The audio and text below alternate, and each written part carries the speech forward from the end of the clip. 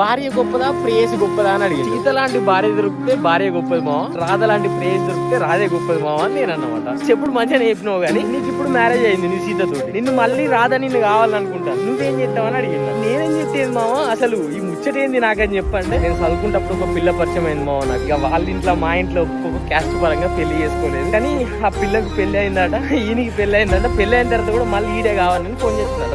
గడిచిపోయిన కాలాన్ని గుర్తు పెట్టుకుంటుంటే ముందడి పోలేడు. ఒకసారి నీ పాస్ట్ లో ఆ పిల్ల నీతో ఉండవు, కానీ నీ ఫ్యూచర్ వేరే వాళ్ళతో ఆల్రెడీ ఫిక్స్ అయిపోయింది. పాత జ్ఞాపకాలు గుర్తు పెట్టుకుంటా ఉంటే నీకు కొత్త జీవితాన్ని ముందడి తీసుకొని వెళ్ళిపోలేవు మామ. నీ లైఫ్ లో నువ్వు ముందడి పోవనంటే నీ పాత ముచ్చట్లన్నీ పక్కకు పెట్టి కొత్త జీవితాన్ని కొనసాగించుకుంటూ వెళ్ళిపోవాలి. అంతేగాని పాత ముచ్చట్లన్నీ గుర్తు ఎంచుకొని నీ మైండ్ ఖరాబ్ చేసుకోక, అర్థమవుతుందా? నీ లైఫ్ ఒక బస్ జర్నీ లెక్క మామ. ఎంతో మంది వస్తారు, ఎంతో మంది ఉంటానే అలా స్టాప్ వచ్చిన కాడ వాళ్ళు దిగి వెళ్ళిపోయారు. నీతోని నీ పార్ట్నర్ ఇప్పుడు పిల్లల్ని మోసం చేయకుండా మంచిగా చూసుకో, సరిపోతుంది.